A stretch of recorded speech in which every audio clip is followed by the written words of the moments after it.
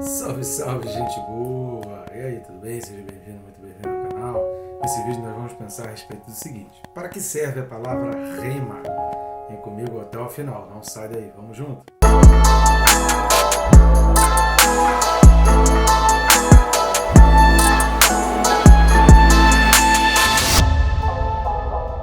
Só que antes não deixe de se inscrever no canal, bem rápido e fácil, você vai clicar no botão que está aí embaixo, que vai se inscrever, e pronto, você já está inscrito. Aproveita também e clica no sininho, porque aí você é notificado, você fica por dentro de cada vídeo novo que está no canal, além de te disciplinar a estudar a palavra, que é fundamental, né? Um dos nossos objetivos é estimular você a querer aprender mais, querer estudar, e desde o momento que você começa já a separar aquele tempo e começa a entrar ali na tua rotina, pronto, você vai embora e você aprende muito mais. E óbvio que quem lê, quem estuda, sempre sabe mais do que quem não lê e quem não estuda. Então, que você seja estimulado a estar estudando cada vez mais a palavra. Pedimos aí a sua bênção, que você esteja abençoando o nosso canal, e você pode estar fazendo isso de várias formas. Uma delas é apenas curtir e comentar esse vídeo, esse ou outro vídeo, e o próprio YouTube já vai mostrando esses vídeos para mais pessoas. Ele vai entender que esse vídeo é relevante e o algoritmo ali já automaticamente já mostra para mais pessoas. Compartilhando, você faz esse vídeo chegar a pessoas que nem o YouTube conseguiríamos alcançar. Outra maneira também que você tem de estar abençoando o nosso ministério, abençoando o nosso canal, abençoando esses estudos, é também clicando em um dos links que estão aqui na descrição e adquirindo um dos nossos livros. Tem o mais antigo, que é o Quem Se Importa com Deus, uma reflexão a respeito daquele momento de Jesus no Getsemane.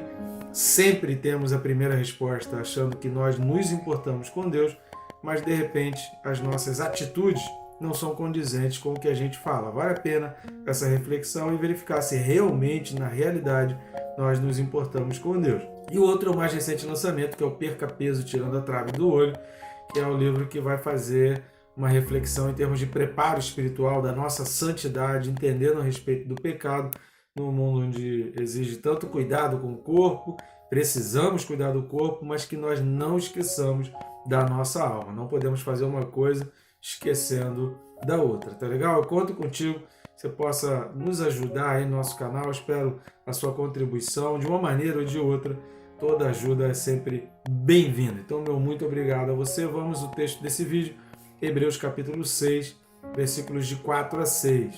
Esse é o terceiro vídeo de Hebreus 6, de 4 a 6, que diz assim: É impossível que aqueles que uma vez foram iluminados e provaram o dom celestial e se tornaram participantes do Espírito Santo e provaram a boa palavra de Deus, os poderes do mundo vindouro, e caíram. Sim, é impossível outra vez renová-los para arrependimento, visto que de novo estão crucificando para si mesmos o Filho de Deus e expondo a ignomínia.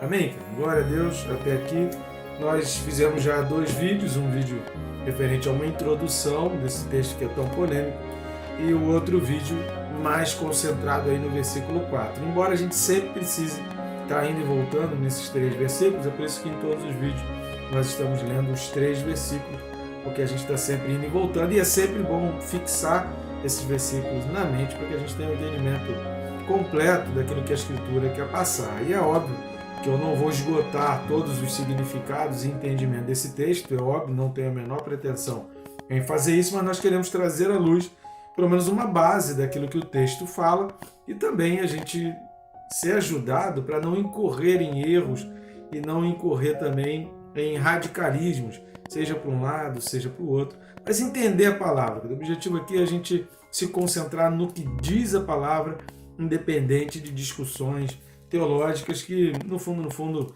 não vão levar a nada, né? O que vai nos levar à salvação é a compreensão da Escritura e aquilo que o texto bíblico nos diz. Então vamos lá, a primeira coisa que a gente vai destacar, que é o que está nesse versículo 5, é que novamente ele vai usar a expressão usada lá no versículo 4, que é o de provar. E a palavra aqui é a mesma palavra usada, geuomai, no versículo 4, que significa testar o sabor, apreciar, como se fosse aquele que aprecia uma comida, né? Experimentar, é realmente provar, é sentir-se, nutrir-se, é realmente dar aquela provada como um cliente num restaurante ou uma criança que está aprendendo a comer e o pai vai experimentando para saber os gostos. Já viu? Tem muitos vídeos hoje lindos, eu adoro ver Eu me divirto vendo vídeo de criança pequena, né? E tem uns vídeos muito legais que é a criança experimentando coisa azeda, tendo kiwi. Isso é o provar, isso é o geomai aqui da Bíblia. Só que aqui o autor, com essa conjunção coordenativa aditiva e, a gente precisa entender, e aí é importante a gente estar entendendo a língua portuguesa, porque qual a função da conjunção coordenativa aditiva? Ela vai somar, né, de adição, ela vai somar significados. Por isso o versículo 4 vai falar que é impossível que aqueles que uma vez provaram o dom celestial e se tornaram participantes do Espírito Santo e provaram, ou seja, além de ter provado o dom celestial, além de ter se tornado participante apenas e não integrante, como nós falamos no último vídeo, há uma diferença muito grande entre o participante e o integrante do corpo, aquilo que Jesus realmente requer de nós.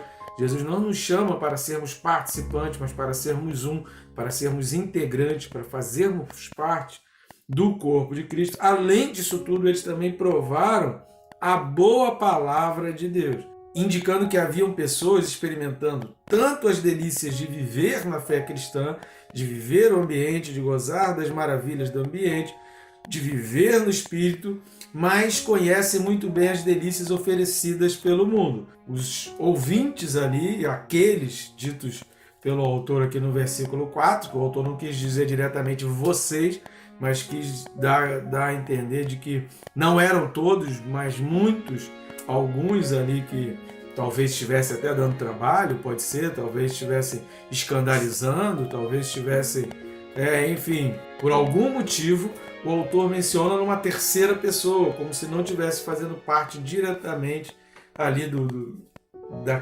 dessa interlocução, vamos dizer assim, dessa conversa entre quem está escrevendo e quem está lendo.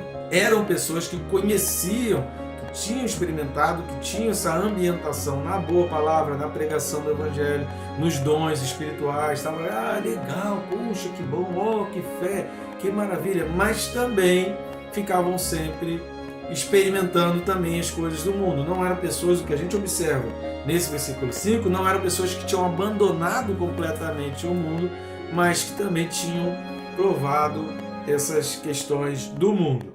Então, continuando, ele vai falar da boa palavra. Ele usa esse adjetivo aí de boa, ou seja, o autor exalta a palavra rema. A gente vai falar a respeito do vocábulo grego traduzido aqui por palavra, que é rema e não logos.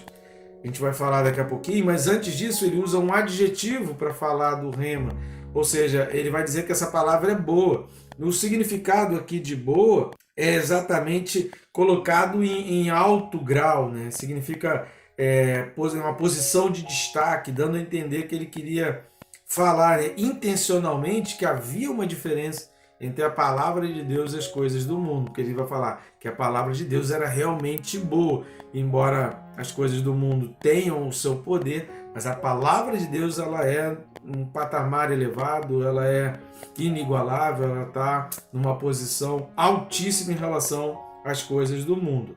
E a palavra de Deus aqui é exatamente a expressão grega rema. Existe no grego duas palavras que possam expressar palavra, né, principalmente relacionada a Deus, que é rema e logos. Existe uma corrente aí da confissão positiva que vai falar muito a respeito de a palavra rema é uma palavra do Novo Testamento, a palavra logos é uma palavra do Antigo Testamento. Mas quando você vai estudar os vocábulos, você não consegue ver exatamente essa diferença, porque a Septuaginta, que é aquela versão grega do Antigo Testamento, lembrando que todo o Antigo Testamento foi escrito em hebraico, e houve uma época em que 70 pessoas se juntaram para traduzir o Antigo Testamento, todos os livros, que hoje a gente chama de Antigo Testamento, mas que na época era tudo que se tinha a respeito de palavra de Deus, a respeito da palavra do Salvador, do Senhor, do Deus, do Jeová Rafá, do Jeová Jireh, do El Shaddai. Tudo que se tinha, traduziram para o grego, para que se ambientasse na cultura. O nome dessa tradução do Antigo Testamento para o grego chama-se Septuaginta. A Septuaginta traduziu a palavra dabar do hebraico tanto como logos e tanto como rema. Não há exatamente uma direção. A gente pode observar algumas coisas, por exemplo, a palavra rema, ela está muito mais ligada no Novo Testamento, algo relacionado ao Evangelho ou às palavras de Jesus. Porém, no Antigo Testamento você não tem muito essa distinção. O próprio Pedro, quando ele cita o texto de Isaías, Pedro vai usar a palavra rema. Vamos lá para 1 de Pedro, capítulo 1, versículos do 23 ao 25. 1 de Pedro 1, 23 ao 25. Pois fostes regenerados não de semente corruptível, mas de incorruptível, mediante a palavra de Deus, a qual vive e é permanente. Pois toda a carne é como a erva, e toda a sua glória como a flor da erva. Seca-se a erva e cai a flor. A palavra do Senhor, porém, permanece eternamente. Ora, esta é a palavra que vos foi evangelizada. Aqui Pedro ele já não faz questão, ou seja, só nesse texto aqui ele usa tanto logos quanto rema. Você vai ver aqui texto falando sobre logos e texto falando sobre rema. A gente tem outros textos também, por exemplo, onde palavra ali é traduzida por rema. O outro texto, um texto traduzido também para Septuaginta como rema, que é Deuteronômio 8, versículo 3. Vamos lá para Deuteronômio 8, versículo 3, que diz assim: Ele te humilhou, te deixou ter fome e te sustentou com o maná, que tu não conhecias, nem teus pais o conheciam, para te dar a entender que não só de pão viverá o homem, mas de tudo que procede da boca do Senhor viverá o homem. Jesus vai citar isso lá em Mateus capítulo 4, versículo 4, e ele vai usar então a palavra rema, e aqui na Septuaginta também é traduzida como rema. Vai falar a palavra que procede da boca como sendo rema. Algumas pessoas fazem aí algumas distinções entre... Você vai ver o texto que a gente falou de 1 de Pedro 1, você vai ver isso lá em Isaías 40, do 6 ao 8, que é uma citação. A Bíblia aí que tem essa anotação de rodapé, ela já vai direcionar. E você vai ver sempre esse trabalho em conjunto, tanto a expressão logos quanto rema. Então não há essa distinção que as pessoas, uma palavra rema, trouxe uma palavra rema, vai trazer também uma palavra logos. Tanto faz, que não é que a rema tenha mais poder que a logos se extinguiu no Antigo Testamento. Não, você vai ver no Novo Testamento, nesse texto de 1 de Pedro que nós lemos ali, Pedro usa tanto logos quanto rema em dois momentos diferentes ali. Então, não tem essa questão. Essa palavra rema, a gente vai ver, na maioria das vezes, não significa que a tradução dela, o significado dela, todas duas significam discurso, significam palavra falada, mas a gente vai ver a palavra rema muito mais associada a essa questão do Evangelho, referindo-se, logos vai se referir às coisas criadas e rema vai se referir então ali a uma palavra vinda diretamente da boca de Deus. Só que João vai usar no capítulo 1 a palavra logos, referindo-se ao haja de Deus, aquela palavra poderosa de Deus. Então a gente não pode entrar nessa questão que chama-se confissão positiva, de achar, agora vem a palavra rema, essa palavra vai mudar a tua vida, é poderosa. Muitas pessoas fazem isso. Toda a palavra de Deus ela é poderosa, seja a rema, seja o logos. Se é a palavra de Deus, ela é poderosa. A Bíblia tem esse poder para transformar, a Bíblia tem esse poder para trazer uma direção, para trazer a mente. Não é pelo fato só de ser rema, não é porque ela é rema como se fosse uma palavra completamente diferente. Ele trouxe a palavra, mas não foi rema. Parece que tem essa distinção assim. Isso é um erro grande, um erro grotesco, quando você estuda a palavra, que você percebe que não há essa diferença. Se você está pregando a palavra de Deus, aquela palavra é poderosa para transformar, ainda que você use como rema ou como logos, tanto faz. É a palavra falada, a palavra dita, as escrituras, o testamento, por si só, isso já traz um poder. Então, essa palavra lida com fé, ela é capaz de transformar e mudar uma vida. Tá bom, gente boa? No próximo vídeo a gente vai detalhar mais aí o versículo 6, onde nós vamos entrar mais a fundo naquilo que diz o versículo 6, para a gente fechar esse ponto aí de 4 a 6, porque depois vem outro trecho polêmico, que são os versículos 7 e 8. Tá bom, gente boa? Que Deus te abençoe rica e abundantemente.